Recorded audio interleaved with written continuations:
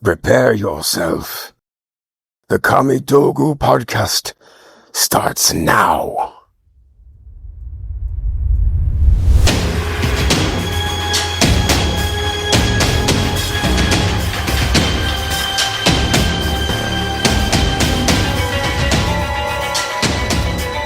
Hello, Kamidogu fam.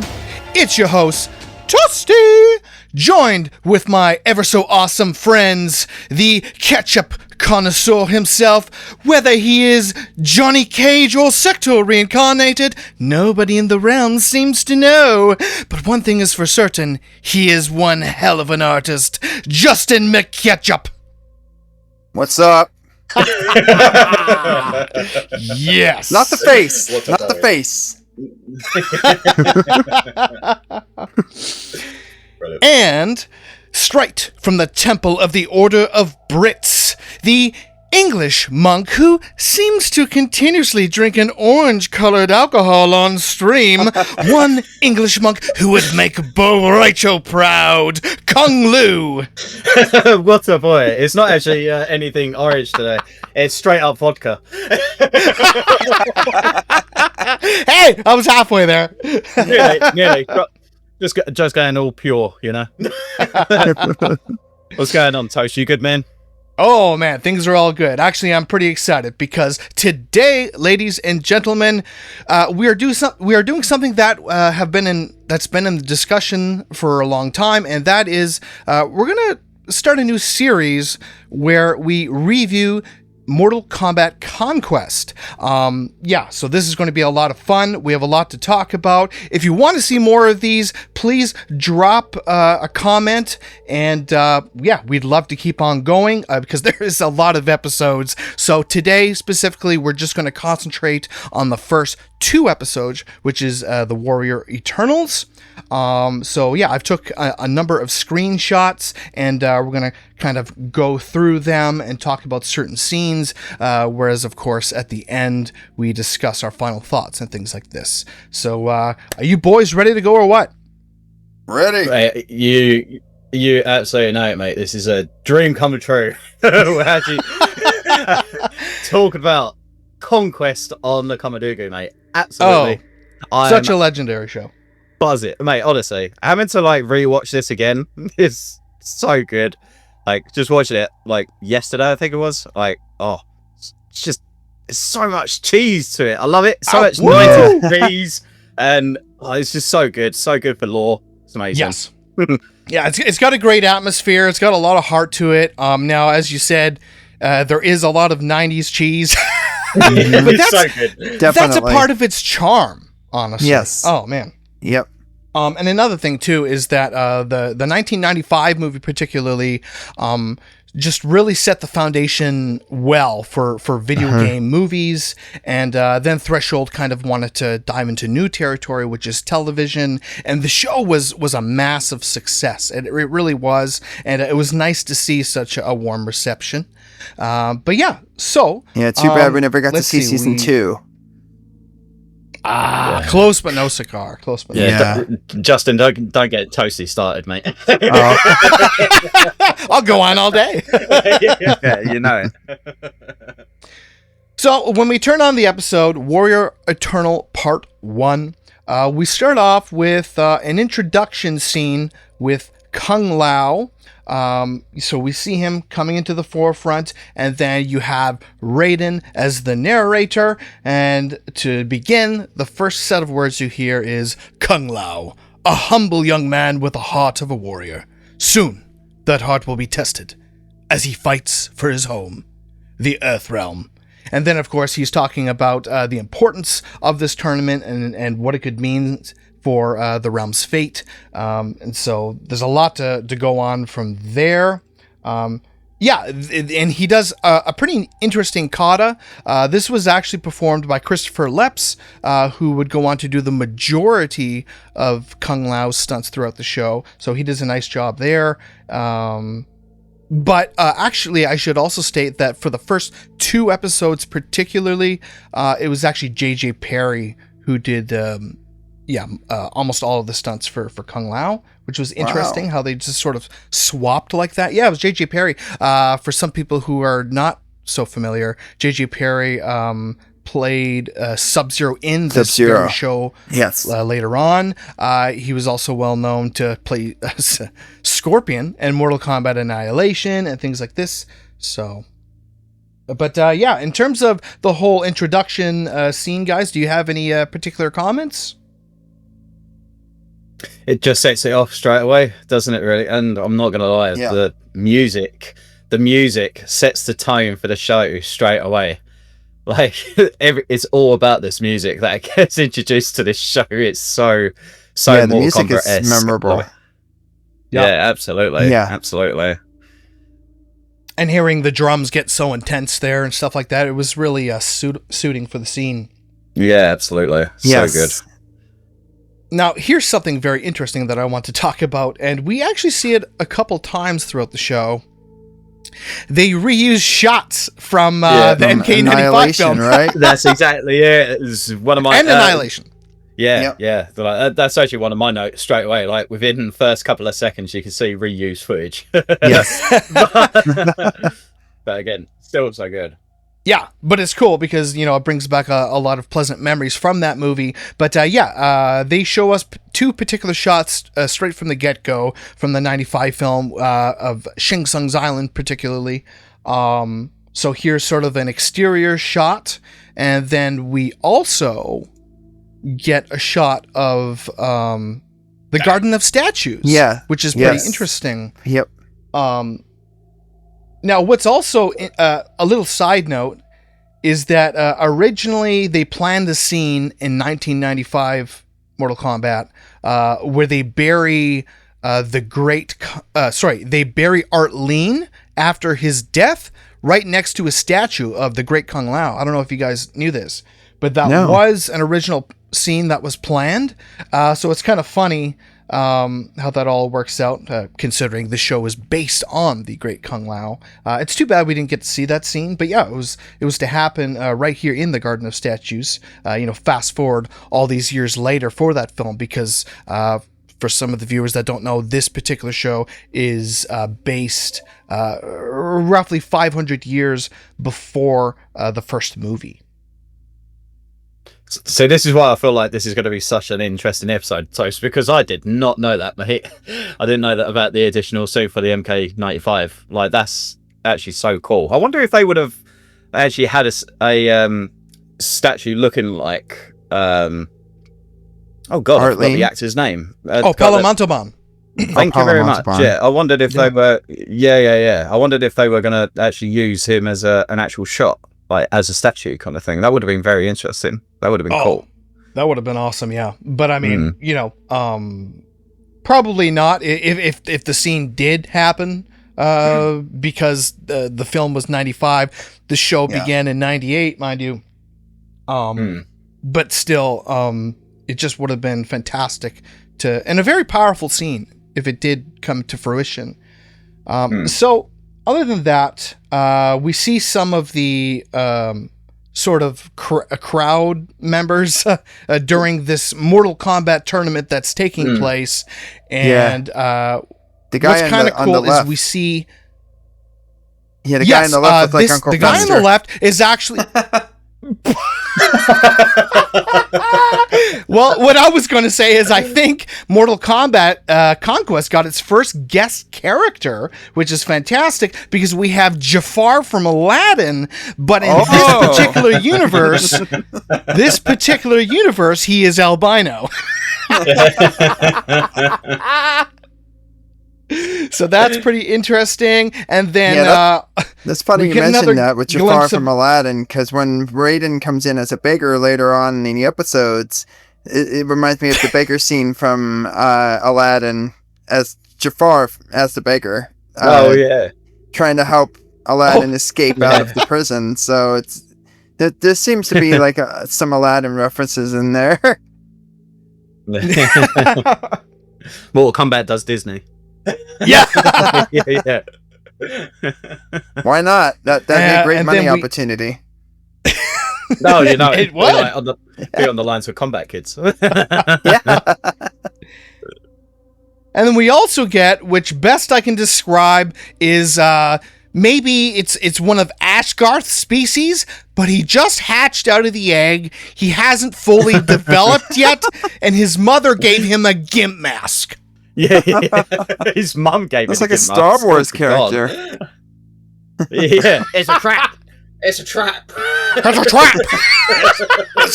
Admiral Akbar's cousin? No, it looks like, to me, it looks more like somebody in Jabba the Hutt's palace. That's what it looks like. Yeah, that's fair.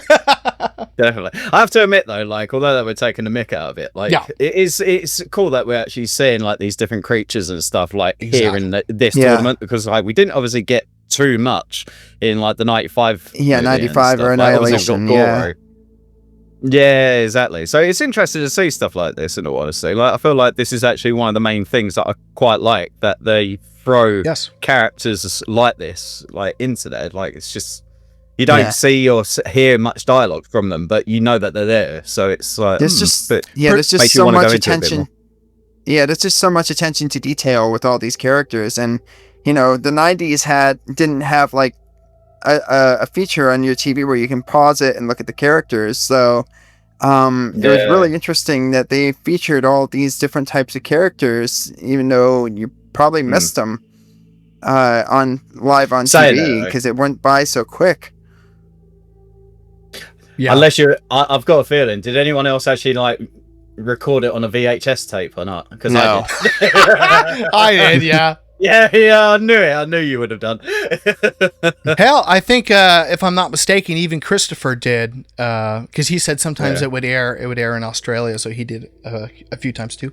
Yeah, but boy. No, I totally agree with you guys. I really like that attention to detail, and clearly they were showing some effort here. I think it's a great way to sort of engage the audience, because they're just starting this episode, they're just going in, and then freshly right away, oh wow, you know, we're getting these different looking beings. Clearly this feels very otherworldly here. Something isn't right. Something is you know, fantastical, and so I think it was a pretty smart move on their behalf.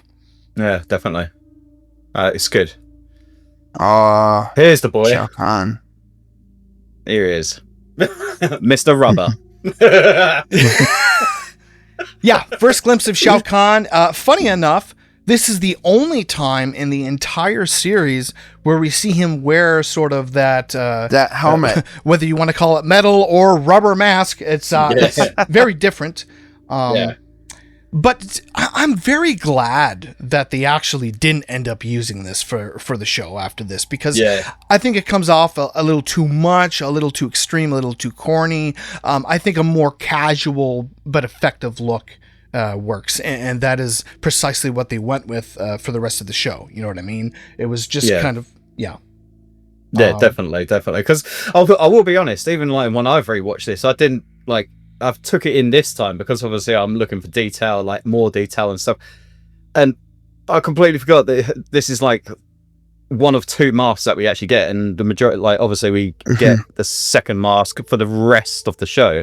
And this is the only time that we see this. So I was like, oh, actually, to be fair, a bit different. And, but yeah, it's still, I still prefer the second one. So I'm glad that they went for like the second one, the majority of it, rather than this one, personally. Absolutely. What do you think, Justin? Do you prefer sort of the more casual one that they went with, or maybe this one? I actually prefer this one, to be honest. Okay. Really? I just think it's to me it's more classic Shao Kahn, which I appreciate. So I mean, I still don't mind the second look at all. I think it's a different take and a fresh take on Shao Kahn's look. I mean, it works, but just being, you know, having Mortal Kombat 3 being my first Mortal Kombat game ever played, that full-on helmet with the samurai look kind of a thing going on, that's what I prefer, just personally. So fair enough, that's mate. Cool, each to their own. Each to their own. But absolutely. And here's a little bit of a closer look on the mask. His getup, other than that, is pretty maintained throughout the series. He sort of wears that attire. I like that little chest piece he actually had there. Yes. Yeah, it looks fantastic. Yeah. And our first glimpse of Bruce Locke's Shang Tsung. And look, you got to hand it to the boy. I think he did such an extraordinary job as Shang Tsung. He really absolutely. made it his own. Cary Hiroyuki Tagawa really, set something special. Set the tone. It's like, well, how are you going to top that? It's impossible. You're never going to find anyone. But then lo and behold, Bruce comes into the ring, and he didn't try to mimic Cary at all. He just made it his own, but still, he returned the character. He had a great atmosphere to him. He's very intimidating. I just thought he did a lovely job there. Yeah, and so I did some research on the Shang Tsung role a little bit when I was watching the part 1 last night. And I saw that Cary Hiroyuki Tagawa was never asked to reprise his role for the show. It would have been nice to see him again, but I have to hand it to Bruce. He really did pull it off and make a great Shang Tsung. So, I think they would have kept it obviously still in line with obviously the TV show and the film if they got Cary back to do Conquest. But I think Bruce he has honestly taken this into his own level, not to the next level. I would say I was still convinced that was Shang Tsung. Do you know what I mean? He did do a very good job still. But yeah, I mean that would have been amazing to actually see. Yeah, and this Shang Tsung is very reminiscent to. I'm sorry. I don't mean to interrupt. But yeah, this Shang Tsung is very close to the appearance of the Mortal Kombat 3 Shang Tsung. So look-wise, he looks like Shang Tsung, but just his personality and his mannerisms and everything like that definitely pull off as Shang Tsung for me. So he did a great job too. Yeah. Yeah, man. Yeah, definitely. Oh. Another legendary Raiden. Mate. Christopher Lambert and Jeffrey Meeks both did a flawless job as Raiden. Yes, and another thing that I can really appreciate when it comes to Jeffrey Meeks Raiden is that they carried over that sort of sense of humor comedy from the 95 aspect film. from Lambert. Yeah. Yep. Yeah. Yeah. Again, even the outfit for him there as well looks phenomenal. Yes, it does. Looks great. Still so good. And then your soul is mine. Shang Tsung, your soul is mine. You're sucking my soul, mate. And funny enough, a little trivia fact: Bruce Locke was actually the very last actor of the main cast to be included on the show. They filmed as much of this scene as they could beforehand, but Bruce sort of arrived late, and but he did get his scenes done. And honestly, I can't reiterate enough. I think they chose just the perfect Shang Tsung. So very, very happy of them for that. And funny enough, when he arrived to set last minute like that, a lot of people thought he was a lawyer. People are like, "Oh, that's this guy's lawyer." He's like, "No, I'm acting in the scene. I'm Shang Tsung." So everyone just started laughing.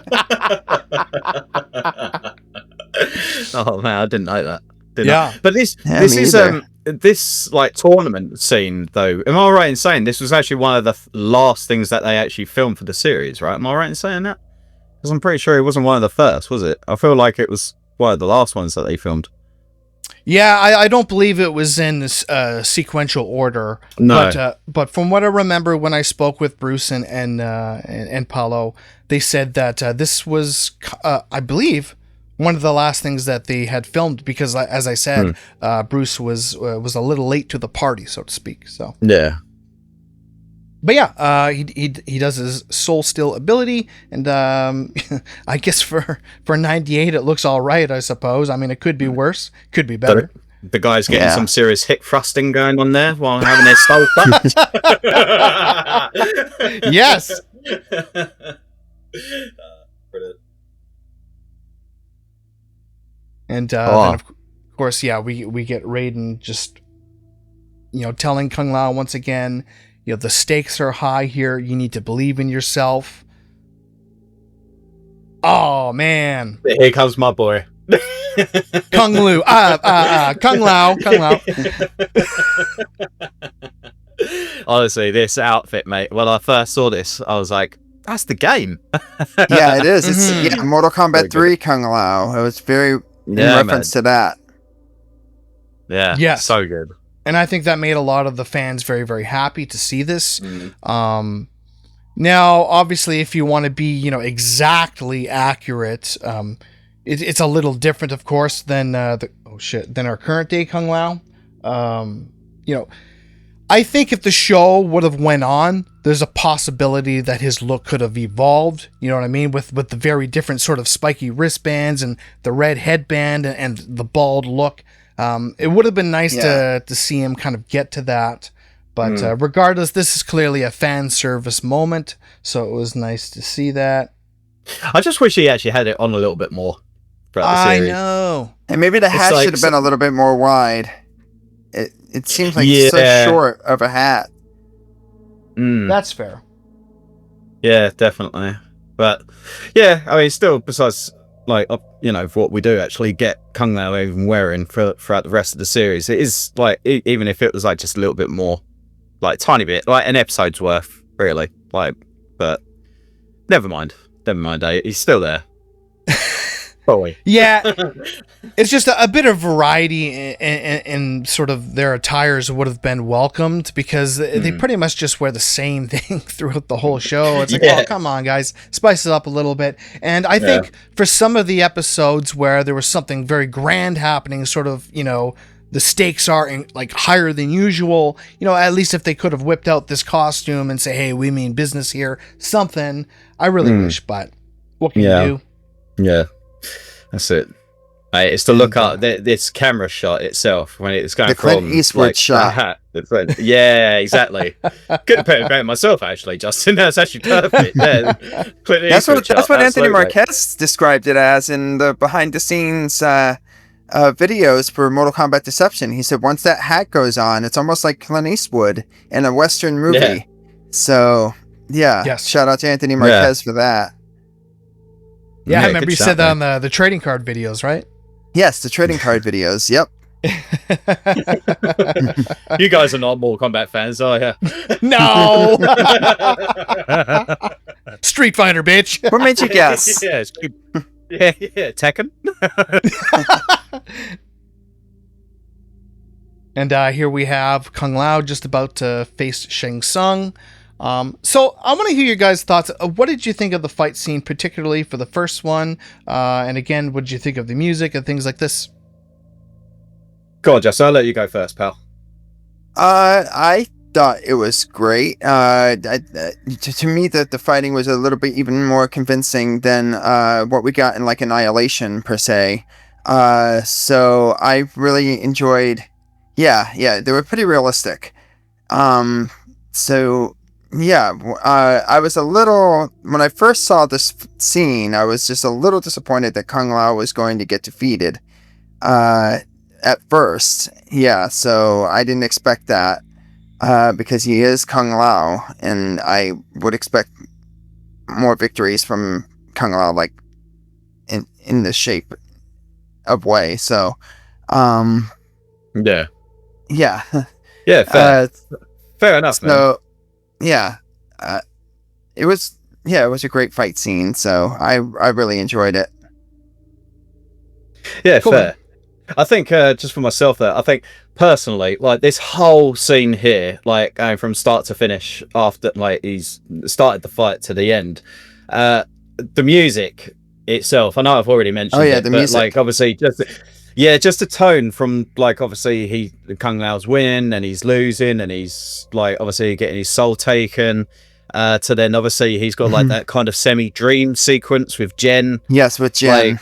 Like absolutely everything from start to finish of that. Like it's just, you know, it's going very epic and then it's like it's soothing, like something you got to hear this message kind of thing. So then also like we're back in it, like let's go. Like it's like, oh, very clever playing dead, and it's like, oh, not as clever as this. But But obviously, again, going from like the 90s, like you do obviously have the odd recurring shots, like just like flipped in a different way. Like I think there was a part where like Kung Lao just punches Shang Tsung a couple of times in the stomach. You actually see that scene twice in the same bit. Oh yeah. But again, it's 90s. I take it away as that is actually still quite a lot better than, like Justin's saying, than some of the fight scenes that we even get in Annihilation. Yeah, very good. Somebody's popular. Oh, sorry about that.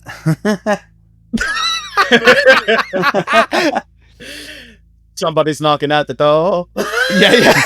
Somebody's ringing the bell. What about you though, Toast? What do you think of it? This whole fight scene? So I thought it was okay. Definitely not one of the better fights in the series. I think there's a lot of different variables in these first 2 episodes where they were just getting in motion. They were trying to find their proper grounding. Still left a lot of room for improvement. But for what it was for a first fight, I thought it was all right.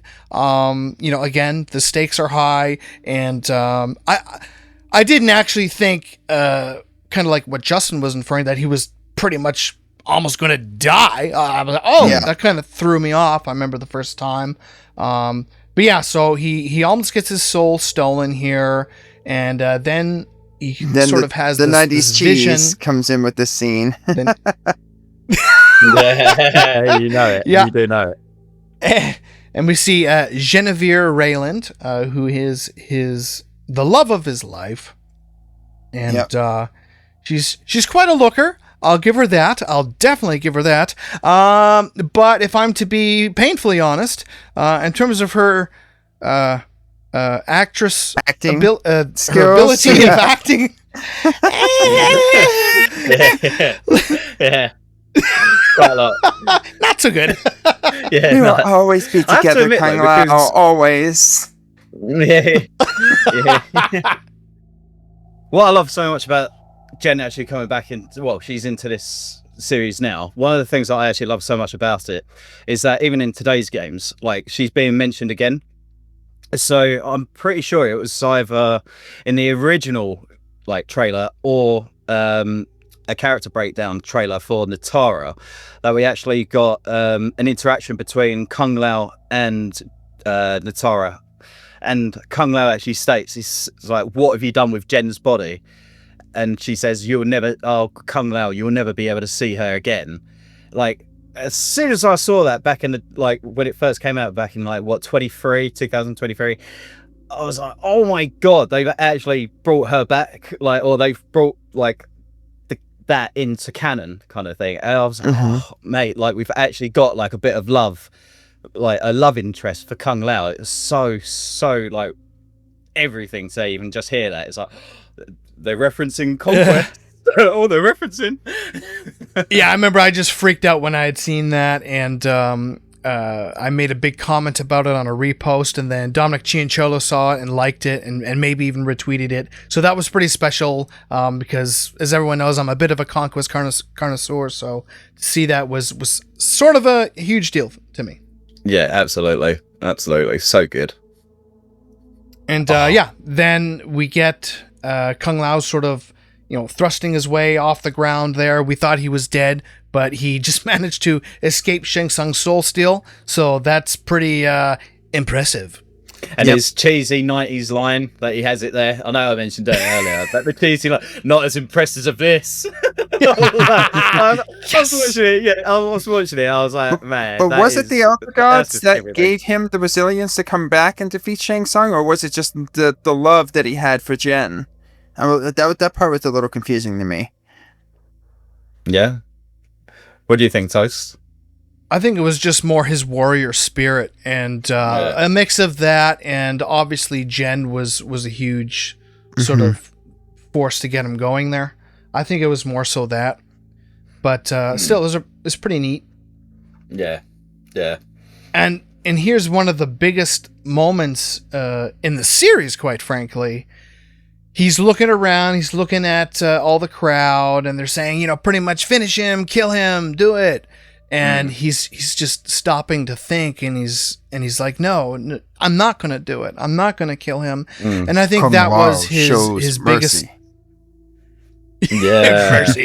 Mercy. That was his biggest undoing because now throughout the entire series and so forth, Shang Tsung is always looking to get his revenge, and so many different things just sort of spiral out of control after this. Yeah. Yep. And Shang Tsung said, "You should have killed me, Kung Lao."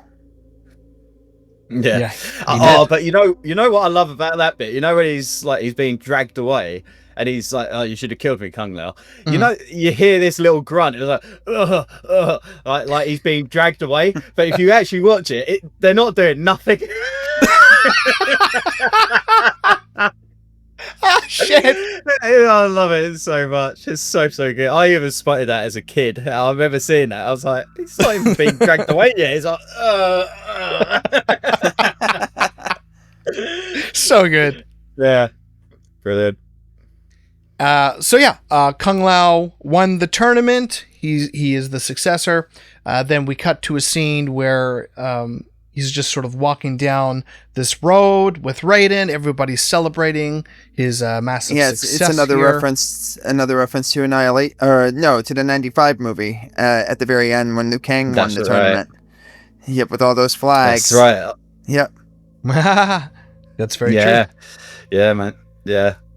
I have to admit though, boys, I'm really gonna I'm just gonna throw this out there because I'm not don't want to be negative on this, but one of the things I was actually thinking about is that I love this series. I can't really fault it, really. Like I say, being a Mortal Kombat fan and everything. The one thing I was even thinking about was that I would have loved to actually seen the tournament be stretched out, even just for one episode. And instead of having Zero and Tarja actually coming a little bit later, after the tournament, I think that would have been pretty interesting to even see that little kind of build up, and even having them two in the tournament. But I understand why they didn't. Obviously budgeting and stuff like that. I can imagine it would have been quite a lot of money to have that kind of thing.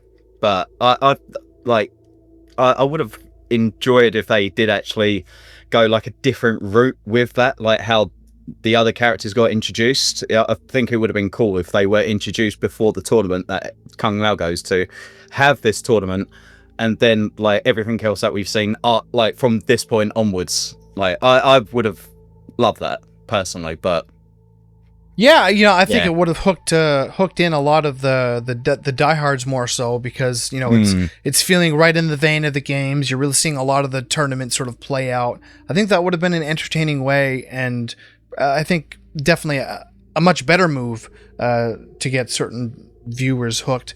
I'll talk about it a little more later, but actually the Warrior Eternal episodes are actually some of my least favorite. I think that the show could have been initiated so much better. I've showed a number of people actually back in the day the first episode, maybe first two episodes, and they're kind of like, no, I'm not really feeling the show.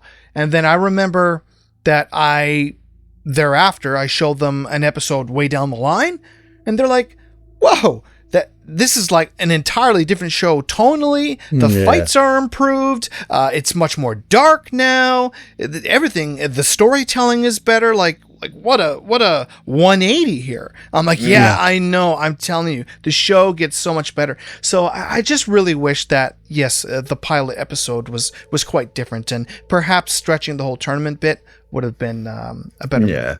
Yeah, maybe.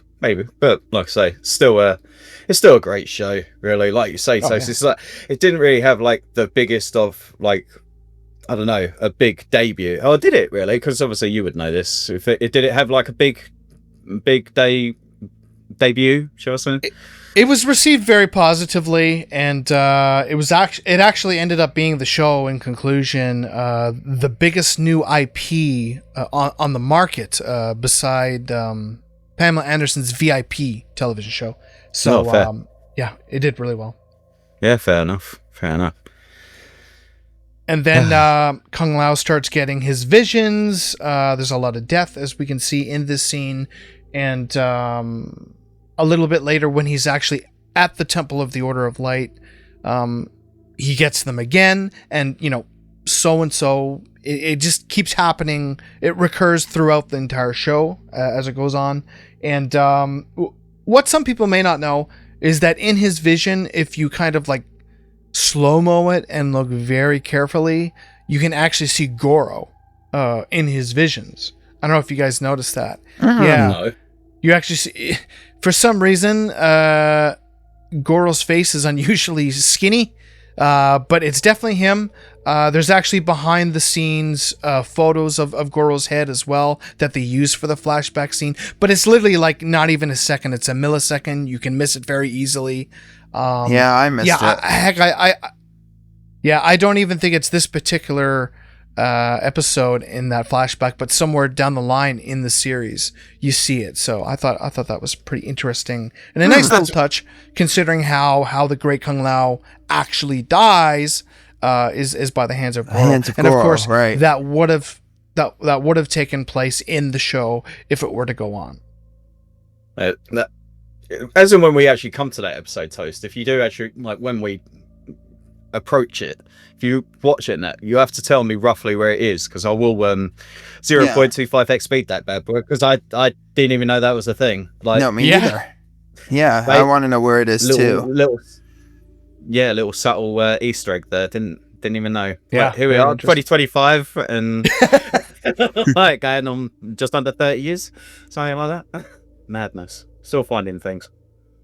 And in my opinion, this scene here between Kung Lao and Raiden was pretty darn good, and it's one of the better scenes of the entire episode. I really kind of liked the interaction that they had here. Yeah. You know what I have to say about it? Because I actually wrote this, actually. I even said I love the talks between Raiden and Kung Lao. Yeah, me it's too. like you kind of get that student-teacher, father-son relationship thing going on here. And it's actually there's a little bit just before he goes in for the tournament where, like, you've already freeze-framed it prior, where I was like, yeah, I like that talk. And it's already like, as soon as you see them on the screen, it's like, this is their relationship kind of thing. You need to understand, and this is how they are. Yeah. I love it. I think they pulled this off very well. I think it's like one of my favorite duo. And what I love about it is that that Mortal Kombat 9 2011, they did reference Conquest in some of the dialogue from the story mode. I noticed like when Raiden says to the great Kung Lao, he says, "What you're seeing is no doubt a premonition of your future being clouded with fear." And Kung Lao says, "Haven't I had the right to just be happy for a change?" And Raiden says, "Shao Kahn has not been defeated. His claim to Earth has been merely postponed. What you have earned, Kung Lao, is the right to be a leader and to train new generation of fighters at your side in the next tournament. And it is one path if you so choose, but in Mortal Kombat, victory is not the end." And then Kung Lao asks Raiden, "Why can't Raiden train the new fighters?" And then Raiden says, "It's not my responsibility. It's not my world. The key to victory lies in the human spirit." And then it's just like how Mortal Kombat 9 Raiden says, "Unless directly challenged, I cannot participate." So yeah, there's just these little like little paragraphs of dialogue that were referenced in Mortal Kombat 9 to the show, which I really appreciate. So yeah, that's sick. Yeah, it's pretty neat that you picked that up, brother. That's really neat. Man. But kind of like you're saying, what I really love about the scene and what I really appreciated about the show actually is the believability when it comes to Kung Lao. He is, at the end of the day, he is a human being. He does have feelings. He wants to live a normal life. And he's just, infatuated with Genevieve. And so I really appreciated that they brought it forward that this is what he's pushing for. He doesn't want all this responsibility on his shoulders, and it's kind of eating him alive. And now and then you see that throughout the show. He just sort of hates his position. Again, in episode 10, Unholy Alliance, we'll get to that I'm hoping, down the line.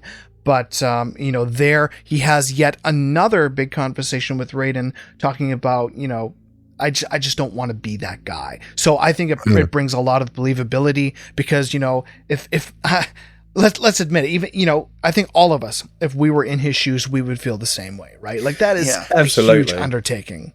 Yeah. Absolutely. I completely agree with you, Toast. I mean, I love the fact that you have this side of Kung Lao that like he's done what what he should have done. He's participated in Mortal Kombat. He's won Mortal Kombat. Earthrealm is safe for another generation.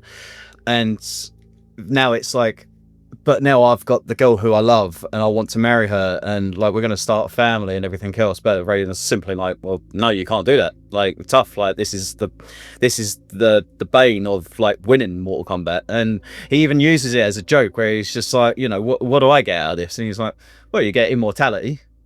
Like that's, and if you even think it from Kung Lao's perspective, you get to train new fighters, you got immortality. But if you see it from Kung Lao's perspective as well, like that, like realistically, you're gonna see all your family and friends get older. Like if you have your own children, like the kids are probably gonna look like older by the time the new like tournament runs around. But then again, Kung Lao gets granted that he won't age until the next tournament. Yeah. So it's I really like this, like how they've painted the picture of like he's the champion. Everyone around him is like, well done, you're the champion of Mortal Kombat. But deep down, like in his mind, in his heart, like this isn't what he really wants. Like he wants to protect Earthrealm, but for his own selfish needs, like he wants love, he wants to just do what most of us want, have a family, be married, all that sort of stuff, So I love it. I love this type situation. Yeah, felt for the guy. And then we cut to Juzin, which is sort of the main city that we continuously see in the Earthrealm throughout this series. And we pan into the city very slowly, and we got a bunch of different shots of like a lot of the crowd, and there's a lot of women in provocative attire. There seems to be a common trend in the show. Actual fact, a lot of Playboy bunnies were actually featured in the show, which is kind of funny. No way. I believe it. I believe it. Yeah. I wouldn't put it past them. Need the eye candy. And then we get our first glimpse of the bodyguard, Zero. Played by Daniel Bernhardt. He's become very successful even as of today. So I think he did a great job in the show. And he's very close with the character Genevieve, who again is Kung Lao's girlfriend. Mm-hmm. And that's our first shot of them there. What I also like is that it brought a little bit of realism in the sense that when Genevieve brought up the whole Mortal Kombat, sort of concept, right away Sears like, I know all about that Mortal Kombat nonsense. You know what I mean? It shows that there's a number of people in this sort of reality that think it's all a crock, it's all bullshit. Elder gods, temples, winning this tournament to save the world. Get out of here. I kind of liked that. Yeah, absolutely. I think it's skewing off that fantasy side, isn't it? But at the same time, it's, all this stuff is going around in a world where this is our world, like how we are now, like we're doing a podcast and everything. And what we don't know is that there is actually a tournament happening in another world, and it's like, it's the fate of our planet. It's so good. It's so good. But I love that concept of like, some people believe it. Like, obviously, you have all the monks from the Shaolin Temple, and like, obviously, they would believe it because they see it, they're training for it, and everything else. But so it's again, it's just another factor, isn't it? Where it's just like it could actually be a situation. It's so fun to think about. Yeah. And then we get our first shot of Outworld. Kind of love the sort of like the two different moon look in the background. Yeah. Of course, they were very faithful with the whole purple exterior. Yes. Love that. Thank God. So happy to see that. Make Outworld purple present. again. Yes, absolutely. I gotta get one of those hats. Yeah. Yeah. Me Make too. Atwell purple again.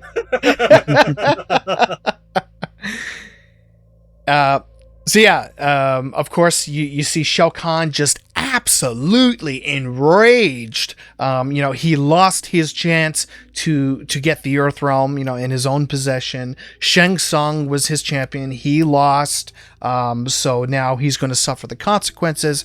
Now obviously it's a little bit different, but this whole sort of interaction here slightly, brings me, it makes me think of Mortal Kombat 2, the video game. Yes. Where you sort of see that picture where Shang Tsung is right in front of Shao Kahn and he's going to get punished. Obviously, in this show, he's not turning into an old man. No. I thought he's actually. Go ahead. I thought of the Mortal Kombat 9 or 2011 scene where Shao Kahn says, "You failed me. 500 years I have waited. Now I must wait 500 more." So that's what I thought of when I saw this. Yeah, sick. And yes, and then so ultimately what happens is that Shang Tsung is sort of cast to the Cobalt Mines of Shao Kahn. Now, what's also interesting about the Cobalt Mines is that they were featured in the animated short The Journey Begins as well. You see Durak and Goro fighting in the Cobalt Mines, which is kind of cool. And what some viewers may not know as well is that the Cobalt Mines was yet again mentioned in the official Mortal Kombat 4 comic book. Reptile gets banished by Queen Sindel to the Cobalt Mines. So I sort of loved, that sort of inclusion there. However, it is important to say that the Mortal Kombat 4 comic is at least pseudo-retconned, because in the actual Mortal Kombat 4 video game, it's revealed that Reptile was banished to the Netherrealm and not the Cobalt Mines. So they sort of made a difference there. And another funny little thing to mention too is if you think of Mortal Kombat Deception, we have an arena there called the Lower Mines, right? So some people speculate, the Lower Mines, is that Cobalt? Is that the Cobalt Mines? It's never been confirmed, but I mean, it leaves you to wonder, right? Yeah, absolutely. Yeah, I never thought of that. And and before we go on to the next scene, as we can see in this particular screenshot, Shao Kahn's doing a Darth Vader force choke. Yeah. Funny thing is the scene actually just originally called for Shao Kahn to reach out his hand and choke Shang Tsung. That was the original scene. But then when Jeffrey Meek and Bruce Locke were sort of talking in the background, Bruce was like, well, Jeff, how about we switch it up? We really want to show that Shao Kahn is this powerful emperor that, is damn well almost untouchable. Why not just have it where he's using his abilities to sort of lift him up and choke him that way instead of your hand? I think that's a good way to sort of, open the eyes of audiences. And so that's what they did. So that was actually improvisation. So I think that is pretty damn cool. Yeah, that's a lot better than I think. Obviously, like just being lifted up from the right. Yeah. But it's interesting. It's so mad that you actually get Jeffrey Meek as Shao Kahn as well, because it is obviously two different characters completely from different side of the spectrum. Basically, it is. He does such an amazing job for both characters, distinguishing the two. Definitely. Somebody who was lucky enough to even talk to him. No names mentioned. I bet you must be jumping up and down like a little schoolboy. Oh God, yeah, that was one of my favorite episodes. Jeffrey is such a cool human being. Yeah, he's such a lovely guy. Such a lovely guy. And then in the show, we cut to Ciro and Genevieve walking towards the Temple of the Order of Light, and there are these cloaked figures. We don't know who they are. And then it's revealed that it's thieves, and included in these thieves is the ever so famous character herself, Taja, played by Kristanna Loken. She's briefly, anyway, holding Genevieve hostage. So that was interesting. And then we get our second fight of the show. Yeah. And I don't know if we can really see it in this photograph, but if you look very, very close to the bottom there, closer to the right, that white line. you see like a trampoline or like blue pads. One of them, which is kind of funny. Whoopsies! Whoopsie! Yeah. In the show, you can see that a couple times. Another example I can think of is in episode 12, Shadow of a Doubt, during the Melina and Kitana fight. You can actually just flat out see the fucking trampoline just chilling there. Yeah. So, I guess it happens. I love it. Now, this is interesting.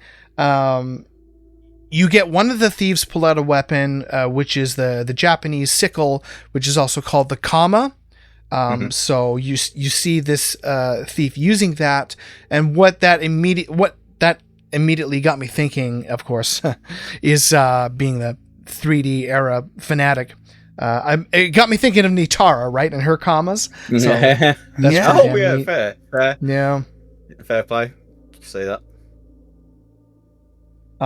And by the way, I laughed so hard at the beginning of this fight because the first thing that happens is Taja just gets kicked in the face and she gets knocked out briefly. That seems to be a recurring trend for Taja. Yeah. Which is so hilarious. And episode 7, Death to the Dragon, she's just behind a door trying to see what happens. And I remember somebody kicks the door right in her face and she gets knocked out. She does get kicked in the face quite a bit in this show. Oh, she gets her brains just clobbered in so many fight scenes. Oh, poor girl. Yeah, poor girl. What we got? See here. Oh yes, yeah. And then what's also interesting is that if Kung Lao was not here in this particular shot, we would have never have gotten Taja, because Cyril was just about to kill her. But then Kung Lao interjects and says, no blood on sacred ground. So that was pretty interesting. Yeah. Oh, dear Jesus. Oh, man, look at that kick, mate. What? How is she doing that? Yeah. Oh, God. Turn your back against your opponent and then kick him. Oh, boy. I hate that. Yeah, this scene is just a little cringy. Like, I mean, again, this is full-blown 90s. Full-blown 90s cheese here. She's easy on the eyes, but just the acting, it just... It kicks me out of the sort of engagement with that particular scene, and just hearing her make the sound effects. Yeah. Are you afraid I can beat you, Kung Lao?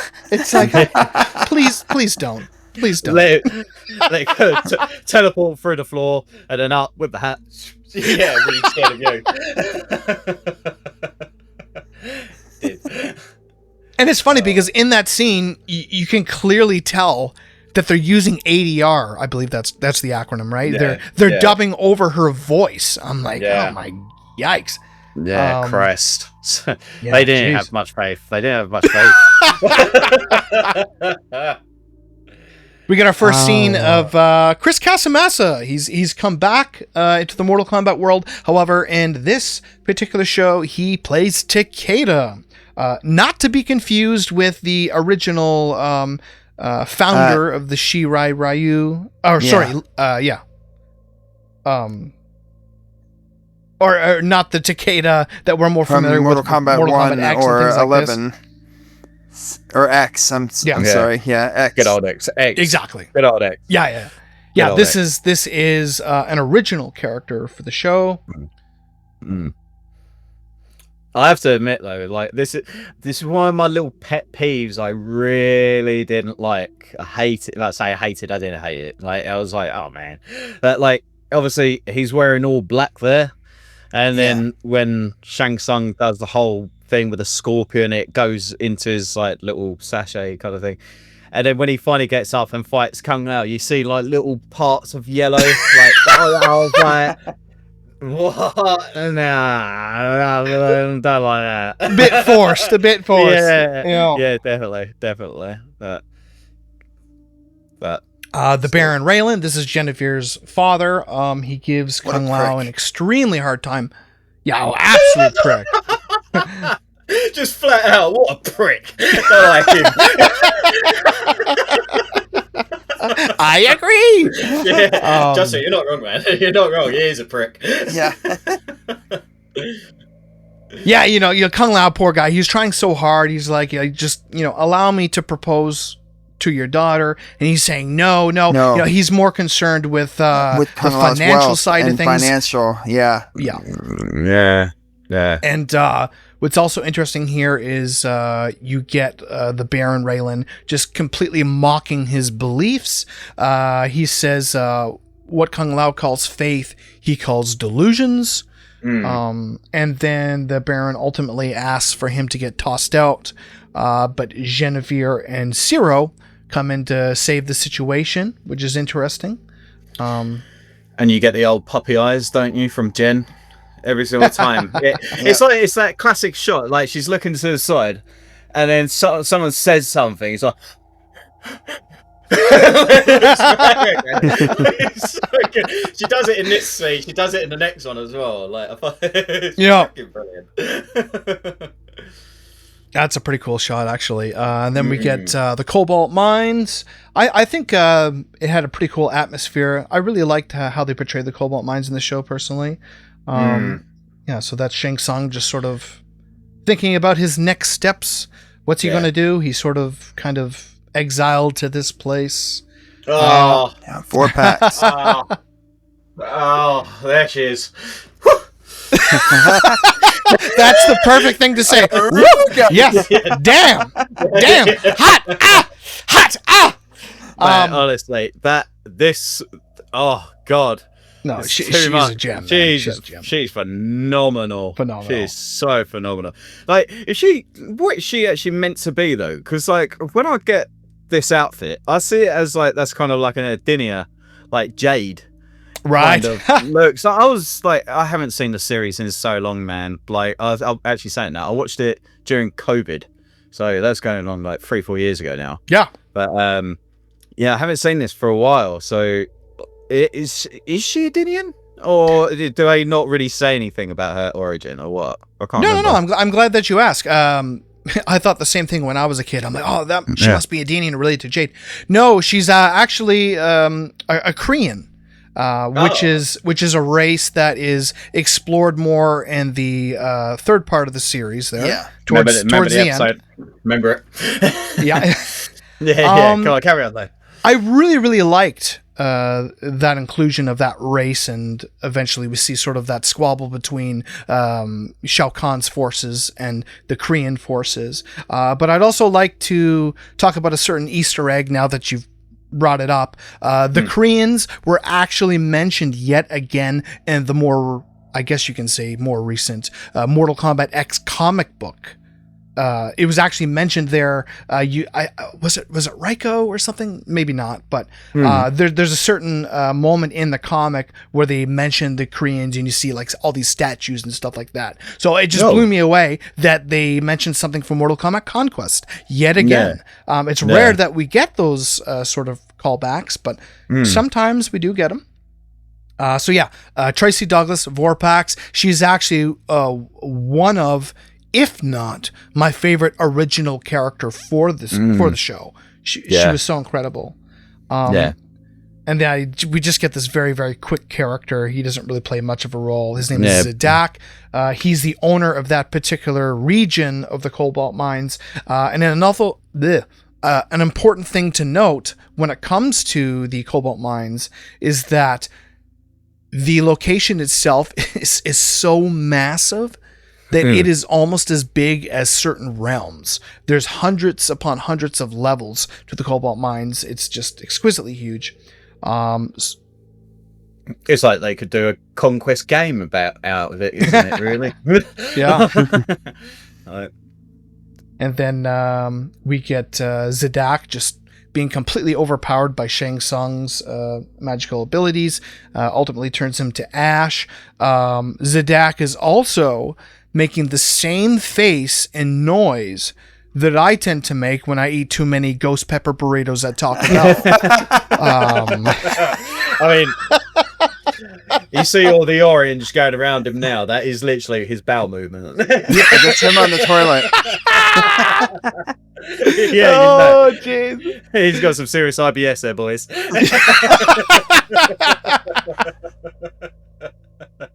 Oh my God, what a gem! So, man, Jeebus! honestly, take me back to the 90s, man. Take me back, take me back to the 90s. Yeah, absolutely. Stunning, man. So good. Yeah. Kind of an interesting scene between Vorpax and Shang Tsung. He's incredibly aggressive, just whacks her like she's just a random peasant. Get the heck out of my face. But Vorpax mentions the rumor of that he wants to get revenge on Kung Lao.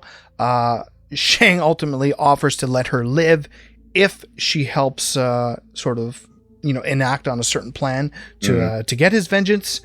And go ahead. Oh, sorry. I was just going to say that is actually one of the things I actually really enjoy. Is that from this, like literally the first time you actually see Vorpax, like the interaction with Shang Tsung, like she thinks now, like, oh, he's interesting. I need someone else to be by my side, kind of thing. Where it's instantly changes to like, no, you're actually working for Shang Tsung. And the more that this series goes on, you see like the torment and everything that she goes through.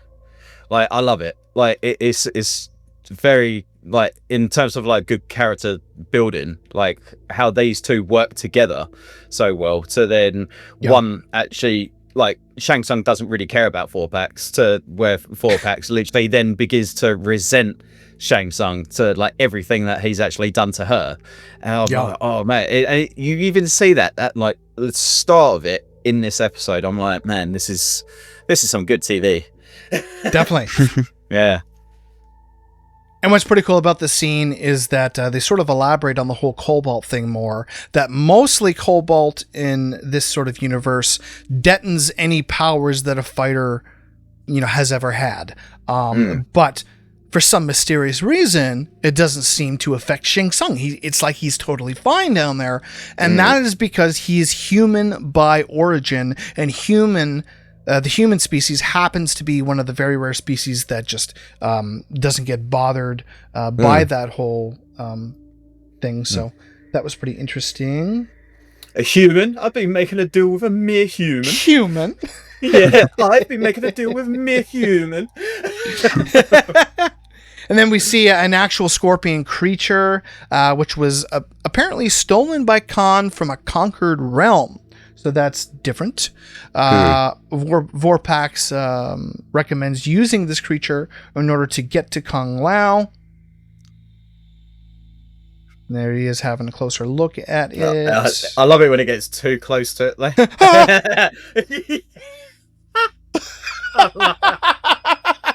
I love that so much. It's the camera as well. Like the fact he's like fully like getting close to the cage and out of nowhere. It's like, yeah, and they just woof.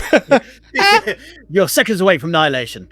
That was a good prank. I don't need to try it. And then Kung Lao just flat out knocks out Takeda back at the training post, who is actually his friend. So that's kind of a big moment. Just knocks him out. He's got to get to Genevieve. And so, he ends up sneaking into her place there. And then back in the Cobalt Mines, we see Shang Tsung use his magic to seemingly teleport that creature back to the Earth realm.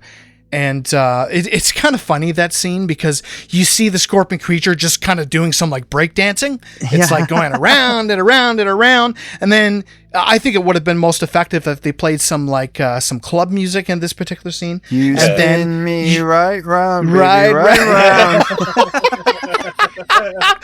And then the scorpion creature goes through what I like to call a rave portal. And at this particular moment, you'd think naturally the scorpion would fall on Kung Lu at this point. But no, it doesn't. It doesn't.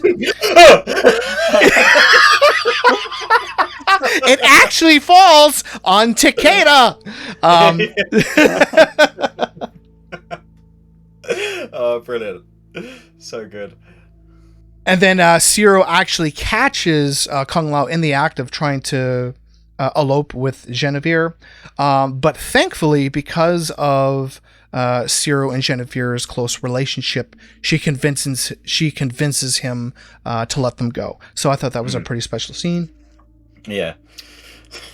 And there's Takeda slowly morphing into Scorpion, because I guess I should have elaborated that when that Scorpion creature fell to the earth and landed on Takeda, ultimately just the whole essence of that Scorpion got into his system. He's sort of transforming into this other figure who, it's no spoiler, ends up being Scorpion. Yeah. I wanted to know what you think of that, Marcus or Toasty, because to me it's totally opposed to Scorpion's story in the games, as we know. You know, Scorpion was killed by Quan Chi and resurrected by Quan Chi's black magic, tricking Scorpion into thinking Sub-Zero killed his family and clan, and instead Shang Tsung basically teleported the Scorpion and injected the soul into Takeda's body.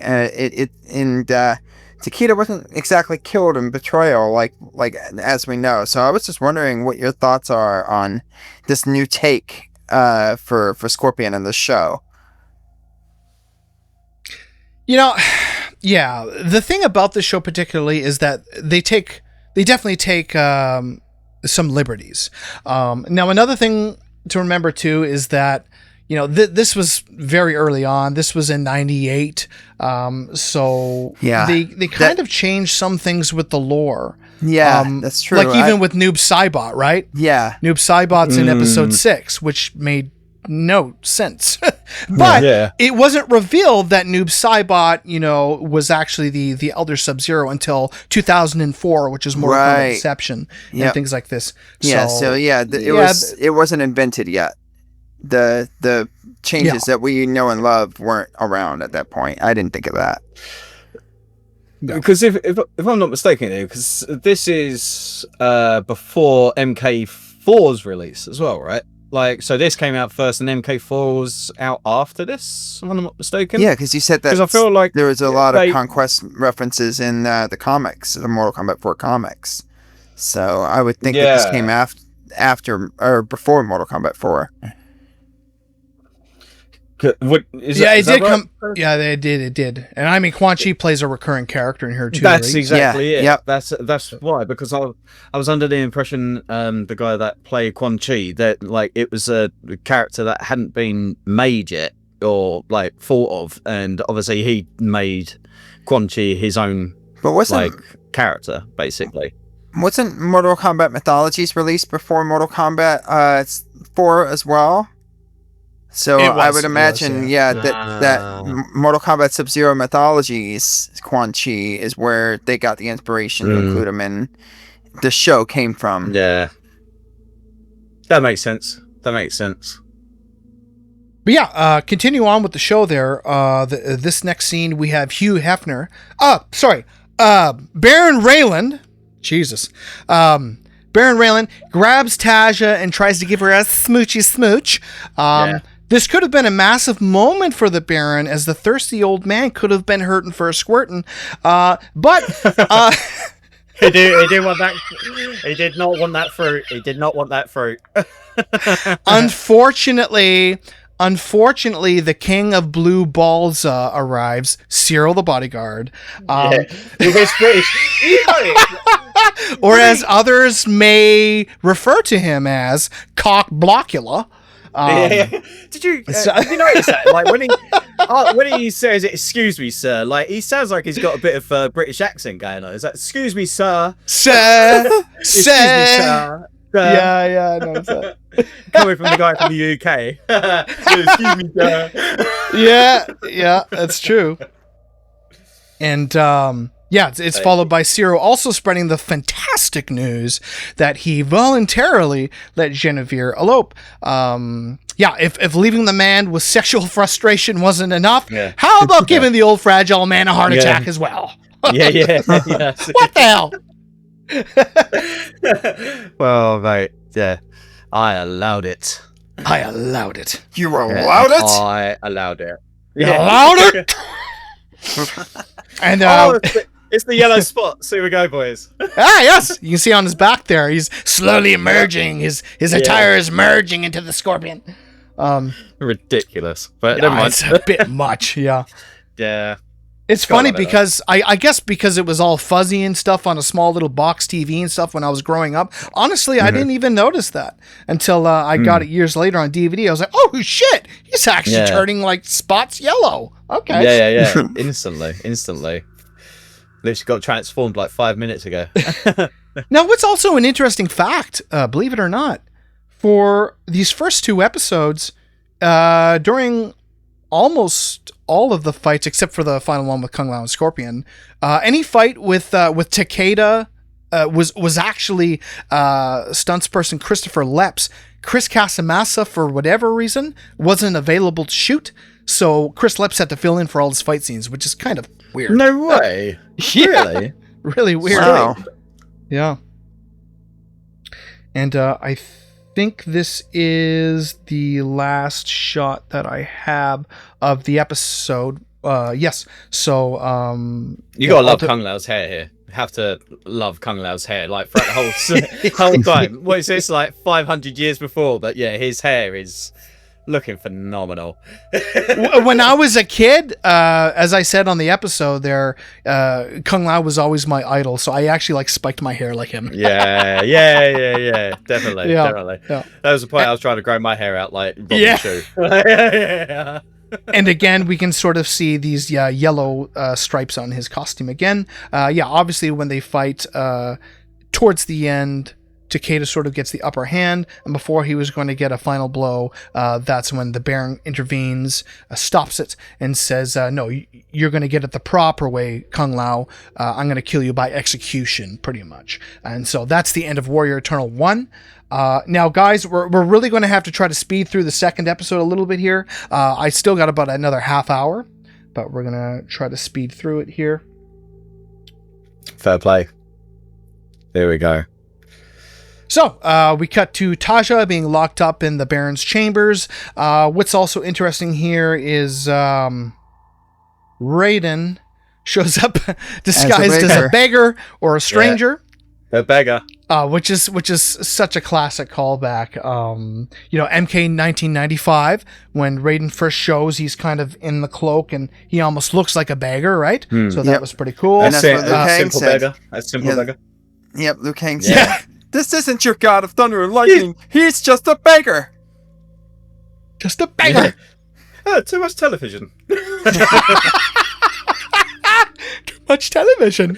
But yeah, it's also referenced in the Immortals Raiden theme from that incredible album. They also mention him. He's a stranger in disguise, or AKA beggar. So that seems to be a common trend there. Going back to that scene, basically Raiden is just trying to convey to Taja, Kung Lao is really the savior of this realm, more or less, and he's sort of insinuating that you should help him out. You should help him out. And she's you might you might want to do something about that. You might want to do something about that. And then Ciro is exiled from the trading post. Jen's upset. Never seen that before. No, I've never seen that before. No, I don't see that. And Kung Lao's about to be executed here. And then Vorpak spreads the news to Shang. Hey, he's about to be killed. But at first he's a little iffy about it because he's very content on actually having Kung Lao's soul, right, to sort of feed his powers. And there's another shot of Kung Lao. Well, that being strange. You got caged. Taja commences with kicking a guard in the twig and two berries, or the tallywhacker, crown jewels, whatever you prefer.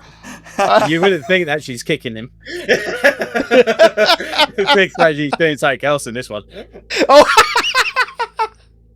Oh boy. So yeah, she kicks him, and then she asks Genevieve for assistance. She basically says, "Hey, do you have the key? I'm gonna help you, release Kung Lao." Yep. And here is Taja interfering, attacking the guard, and it's also important to note in this scene, you also see Genevieve just interject. Oh my god, the sound effect she makes. Hi! Yeah. I'm like, holy Christ! Right. It's so bad. You got 90s cheese, and then there is literally just shit. Yeah, That is the category we're going to fall that noise under. That is oh shit. my god, man. No, oh my god. No skid marks, straight out fluff. And then we get a massive fight between Takeda, Kung Lao, and then Taja versus the circus flip guys. They do an unnecessary amount of flips. I guess maybe that's influenced by Annihilation. yeah, you know it.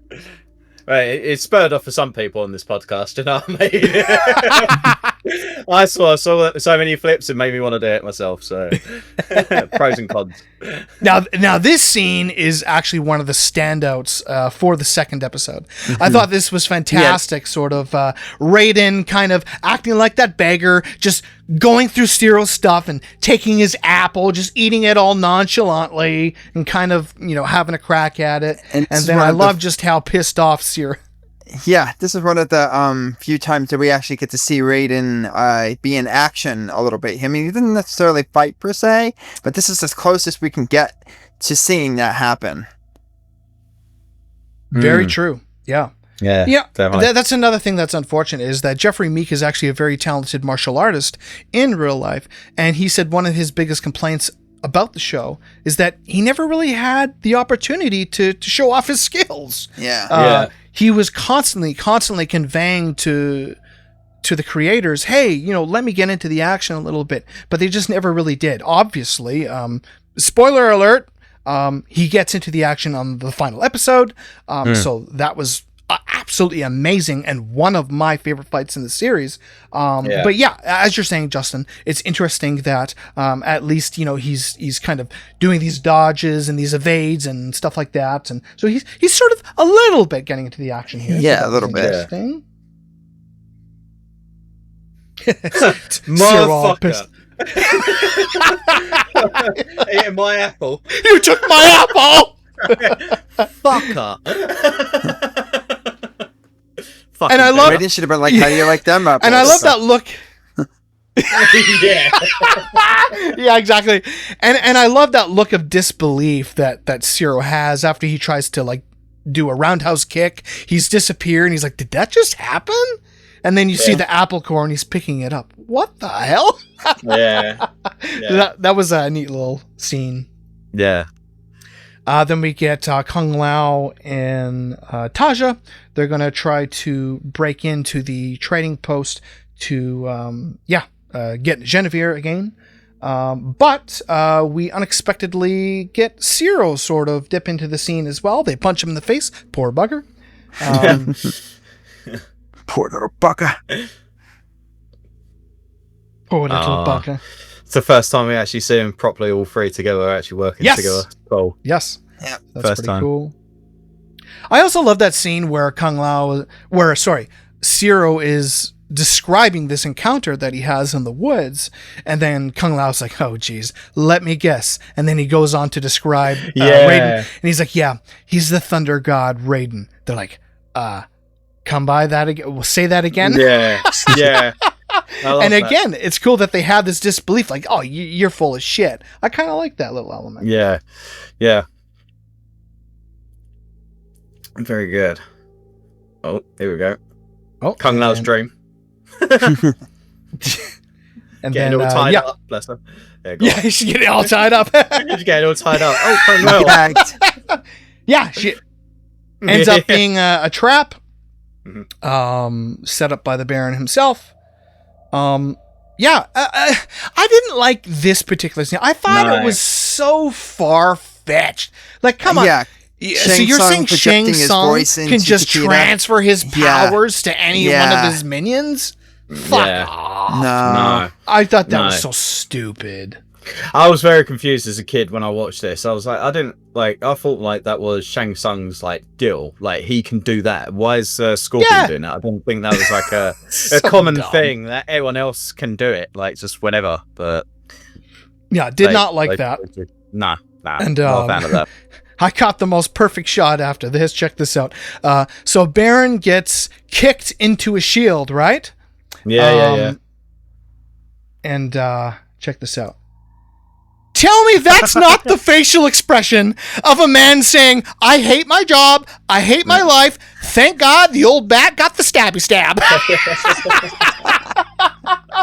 That guy fucking hates his life, man. Yeah, he does. He knows he's not working tomorrow. He knows it. He's got to find another income somehow. Yeah, that's correct. He's got a lot on his mind. Yeah, mate. Oh God, that's too funny, man. Yeah, that's a good shot.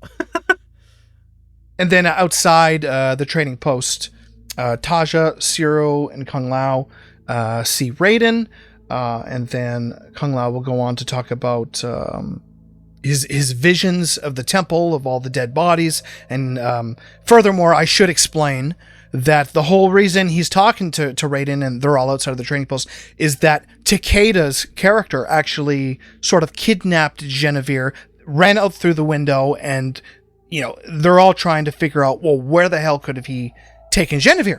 So yeah, he has a deep conversation with Raiden here, and it's revealed that yes, indeed, maybe they did go towards the temple, so that is their next step in this journey. We also find out that Raiden needs a vacation. Yeah. I need a vacation. I need a vacation. And yeah, there's Raiden talking. So they get to the temple, and yeah, I know, it looks a bit. You see. Not anymore. You see some possessed monks. Zero and Taja do a bit of a tag team fight, which I thought was kind of a cool touch.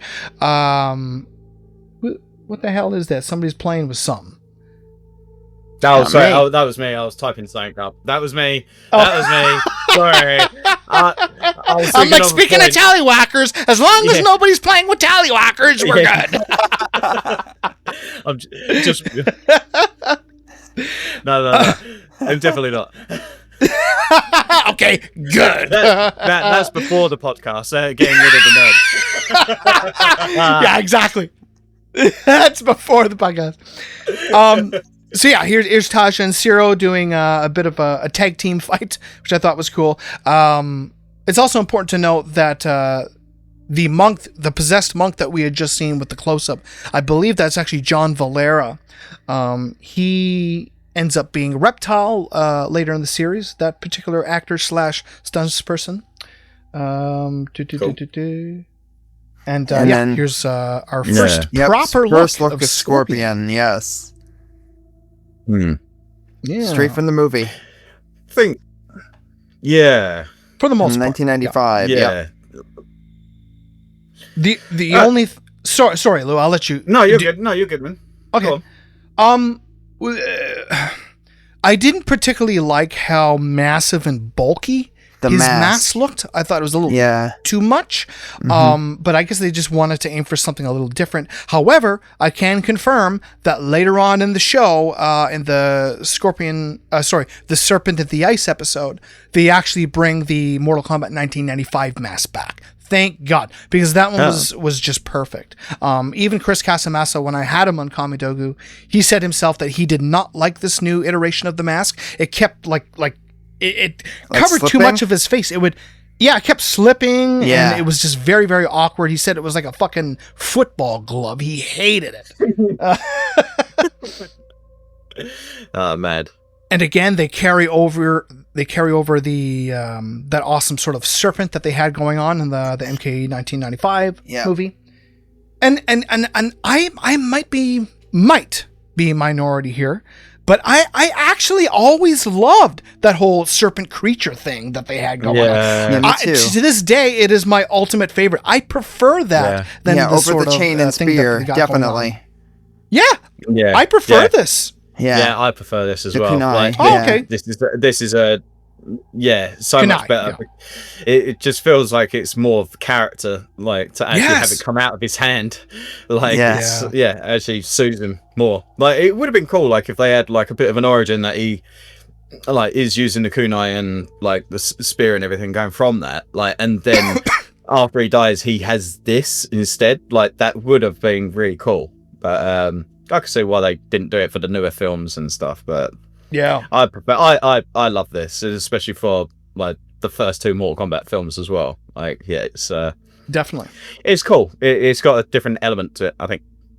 And another thing about the scene, actually two things that I want to bring up. The only thing that makes me absolutely cringe in the scene, the thing that throws me off, I wish it wasn't there, was the execution of how Chris Casamassa says, "Get over here." Get over here! Yeah, It's like, no. That's not how it's done. No, they should just use that Goonies See? voice for that. Yes. Yeah, they should Would have have done been but so much better.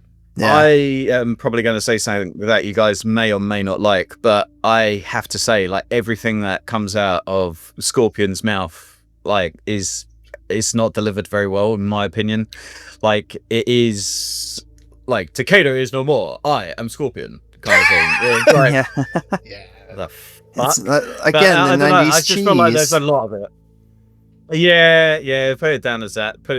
But I think it's obviously going for the 95 film where he doesn't really say too much. It's obviously the classic get over it and then different ways of saying like get down here, welcome. Yeah. Like yeah. Like it's cool, but like obviously where he's talking a lot more in the series, I don't know, I feel like they should have had like a bit of a distinctive voice for him, like how they obviously done it in the games. But I know it's like a first like proper time actually hearing Scorpion talk properly. But I also find like even in the Defenders of the Realm, the guy that voiced Scorpion in the second episode of that, like I actually prefer that than this personally. No, me too. I highly agree. And another thing to consider too is that Chris Casamassa never really wanted to be an actor. He was cast as Scorpion completely by accident in the MK95 film. For real. He was just going to be a background character, but they were so impressed with his martial arts that they're like, okay, we want you to actually be Scorpion. But as kind of, I think what you're inferring, he didn't really have any lines in that movie. It was just more of a presentation. He's all suited up. He's got the white creepy eyes. He's doing his stance there with the serpent, and it worked. But in this particular show, he's actually playing an original character, or at least beforehand, Takeda. So this was his very, very first time, guys, ever acting. Fair. Was it great? Absolutely not. No. It wasn't good. I'm not going to beat around the bush here. It wasn't good. So I do agree. There was definitely some room for improvement here. Another cool thing to talk about when it comes to this scene is I kind of liked how the serpent was sort of chasing after Kung Lao, and it was almost sort of wrapped around those pillars in a slight way a little bit. So it kind of brings back a nod to the MK95 film when Scorpion Spear was running after Johnny Cage around the trees. Yeah. So that was pretty cool. Another cool thing I liked about this particular scene was he actually uses his fireball ability, which is pretty cool. Oh yeah. Yes. Oh yeah, of course. Yeah. I definitely like that. And that's I've seen that loads of times, but I don't know why. Yeah, never. Yeah. We didn't even get that in the other two films, though, did we? No. We didn't get a fireball. No, we got the toasty. We got the toasty in the first film. Yeah, toasty. Oh yeah. Yeah, absolutely. But actual like fireball. Yeah. Yeah. He uses this fireball ability on Genevieve and ultimately ends up killing her, albeit slowly, but she does succumb from the wound. What's also important to bring about this scene is that in terms of the fight, well, maybe towards the end more so, but at the end of the fight, Kung Lao does his famous vaulting axe kick, which I think is so damn cool. He uses it a couple times throughout the series. That's always sort of been Kung Lao's iconic move. Now, very cool. We have to talk about a scene that absolutely fucking kills me, man. Let's do it. Okay, so they're fighting. Oh, okay. It's a moment now, just suddenly, where Kung Lao's talking to Genevieve, just kind of collapsed there on the floor. And I guess in this particular scene, I'm guessing, at least when I was a kid, I originally thought maybe Scorpion got very hangry, so he realizes he's late for a Cooking with Scorpion special, so he randomly just decided to peace out and let Kung Lao have catch up with Genevieve, which was very, very sweet and generous. Yeah, thanks, Scorpion. Thank you very much, Scorpion. That's very sweet. And then you see in this next scene, which is just fucking hilarious. He's just standing beside him, just chilling. Yeah. And so I guess realistically, Scorpion was just practicing his fight pose. He wants to look good for the ladies and for the paparazzi coming soon due to his extreme skills. That's the only thing that I can think is going on. Oh God, that scene's so cringy, man. Yeah, it is. It is cringy as you like. Oh boy, oh boy, oh boy. Now, this scene, a bit far-fetched, but at least we got to see our first proper fatality.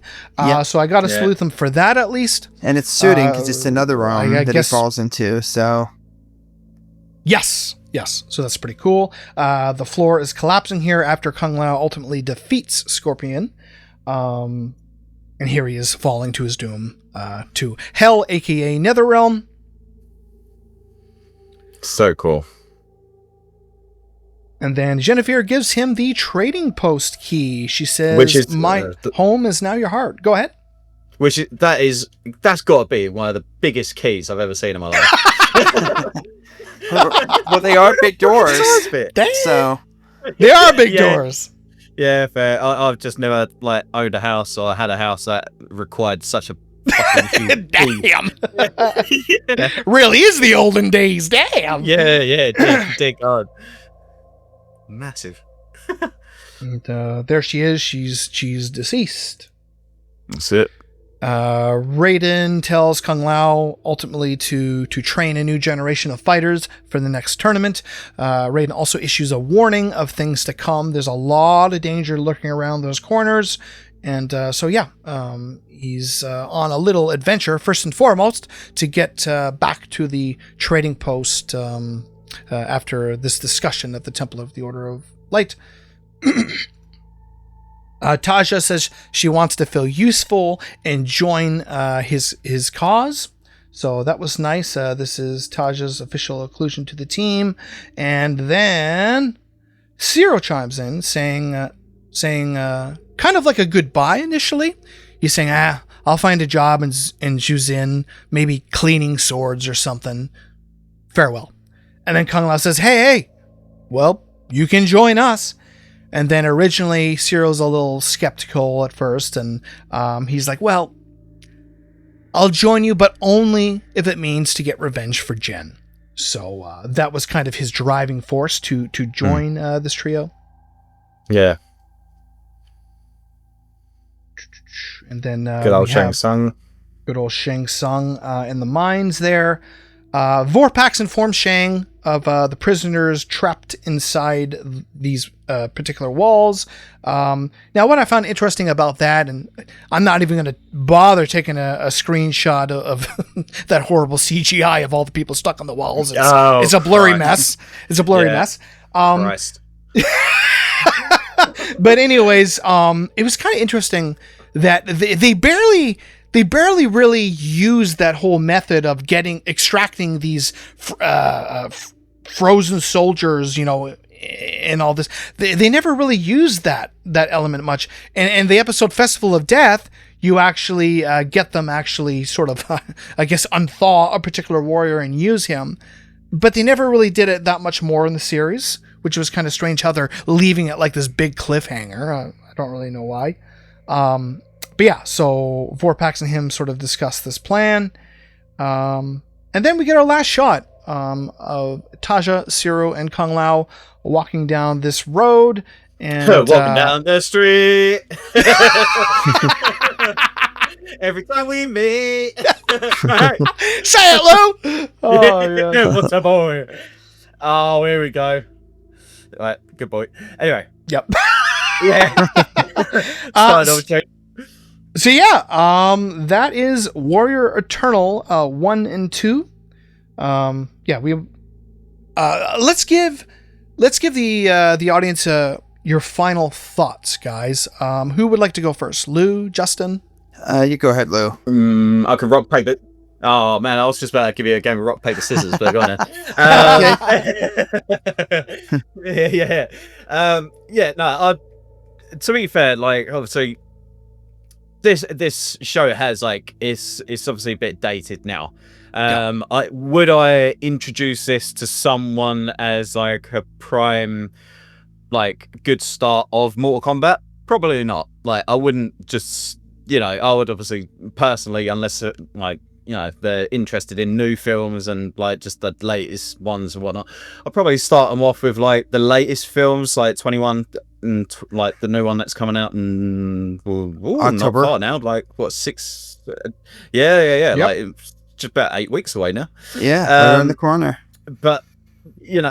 But I would say going from this show, like it's just, it does things for the fans. I think like for us three, I'd be watching this like every couple of years, like just for the nostalgia like side of things. Obviously having Kung Lao as the main character, the great Kung Lao, coming from Kung Lu, I love it. Like it's everything I would want, really. Other than that, I would want a Shaolin Monks series or some form. Yeah. But going from this show as a whole, like, yeah, you can pick faults out of it. Yeah, you can, can things be better than what they were? Obviously, we pointed out a couple of things, like me earlier saying, like, I would have preferred if, like, the three they're actually heading to the tournament now or something like that. But as the actual show itself, like, you do get some phenomenal, and I honestly genuinely believe you do get some phenomenal acting in this. Like one of the episodes that we got to come, where we see Shang Tsung and Kung Lao's rematch as such. Like that has, quite honestly, one of the best scripts, like where you have Raiden talking to Kung Lao. Oh, the like, Immortal Kombat. Yeah, that's it. And he's like, "You're a fool," and all this. Like, honestly, even watching that, like again, like for the last time I watched it, like 3-4 years ago, I had goosebumps. Like, honestly, it's some phenomenal acting in this show. And yeah, like again, like the fight scenes are great. It's all good. But for these two first particular episodes, I think it's a good start. Really, I do think like there's still so much to come, especially if you was watching this for the first time.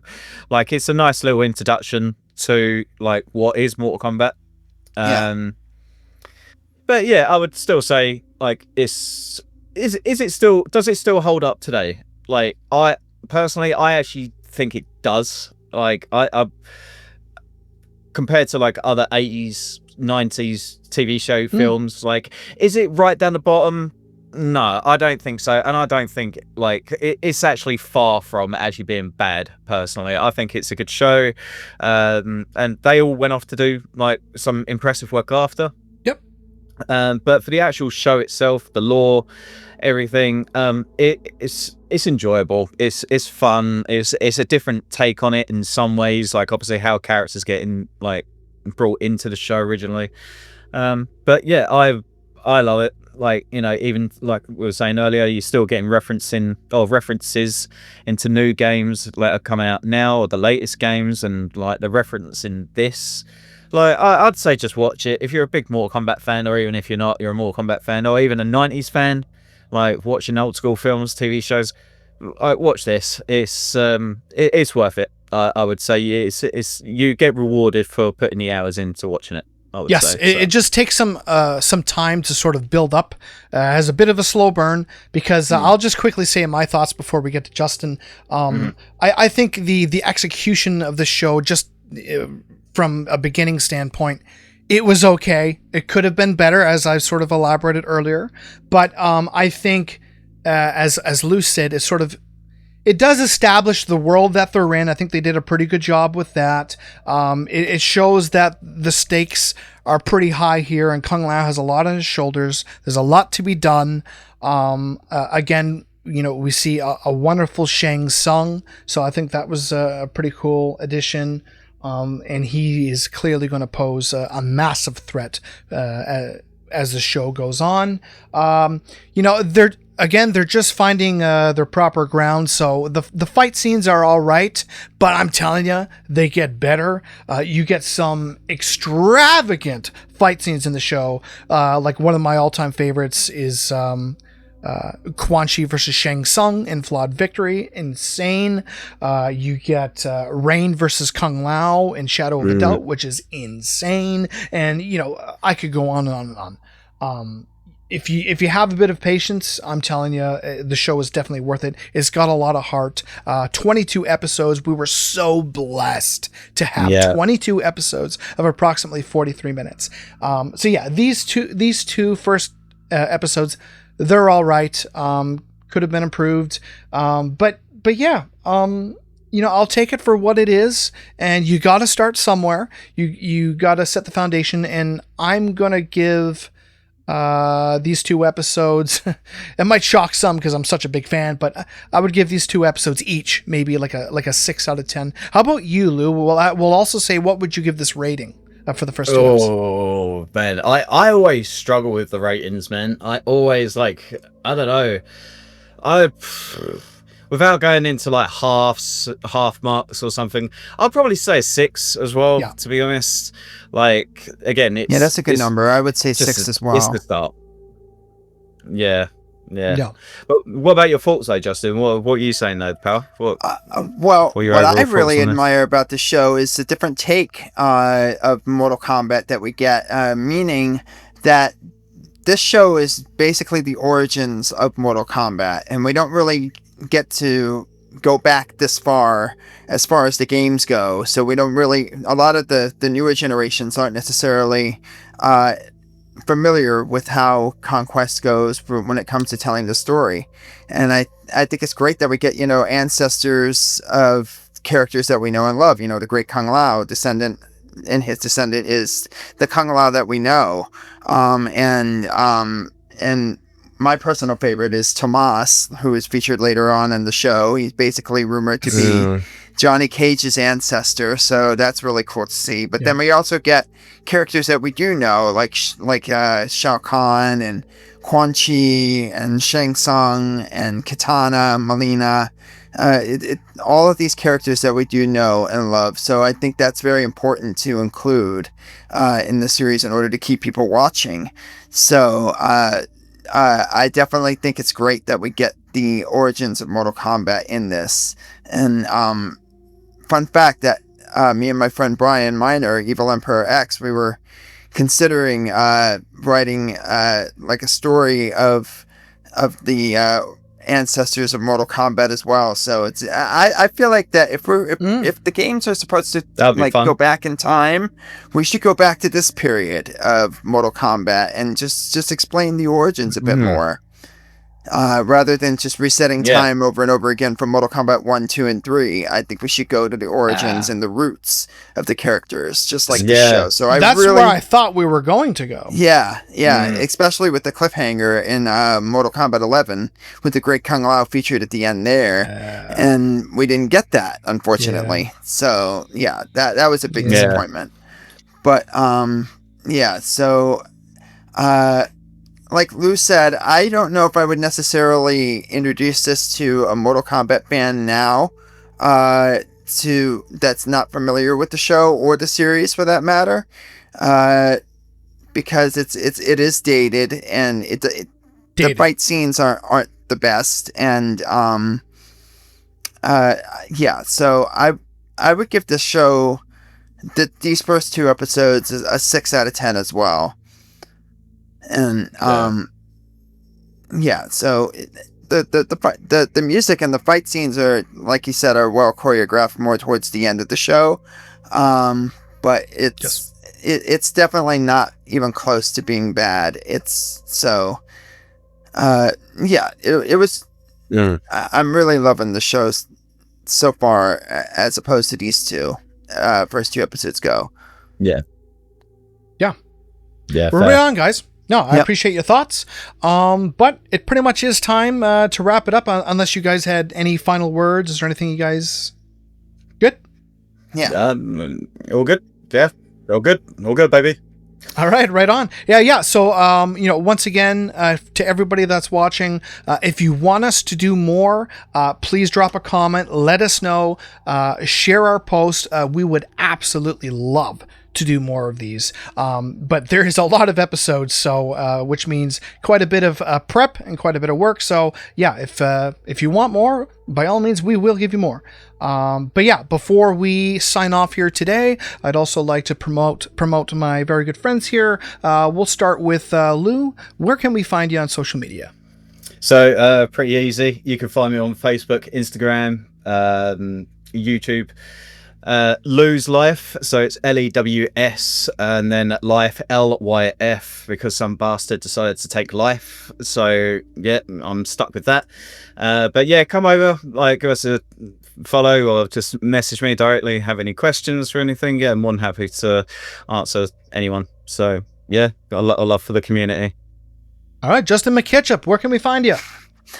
You can find me on Twitter as at AN Dimension 3D. I always get my own name mixed up. I don't know why, but on Instagram, on Instagram I'm Another Dimension 3D, and I'm also just MKOLLUM, just McCollum. I have 2 different Instagram accounts, and so yeah, you can find me there, and you can also find my Etsy store, etsy.com/shop/Another Dimension 3D, and you'll find some really cool Mortal Kombat prints, including a Mortal Kombat Conquest 3D printed logo plaque. So yep, check me out there. Badass. What about you, boy? You can find me at Toasty Studios _. If you want to add me to Twitter or Instagram, those are the ones where I am most active. But of course, give the socials for the Kamidogu official page a follow as well. We are pretty much on every social media platform, including actually Threads. I forgot to mention that a little while back. But so yeah, we're even on Threads. Yeah, there we go. Yeah, so again, this has been an absolute blast. Hope to keep doing more. Be sure to check Kamidogu's extensive backlog as well. We have tons of fun episodes that we've done in the past. But I'd also, again, like to promote Conquest some more by saying we have done a number of Conquest interviews, including Palo Montalban, Kung Lao himself. We've had Jeffrey Meek as Raiden. We've even had some smaller characters such as Spitfire Brown, who played Rain, or things like this. I've spoken with Christopher Leps, who did all of Kung Lao's stunts, and gave us some interesting stories. I could go on and on. So be sure to check that out.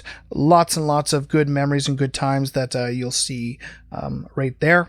So, I hope you're all doing well out there. We love you very much. Thank you for all the support. Please share the episode and spread the love. You know how it goes. Have fun. Stay safe. And stay flawless. Mate, 4 packs is so fucking fit. Yeah! Isn't it true? What a stunner. What an absolute stunner. Get a picture up, Toast.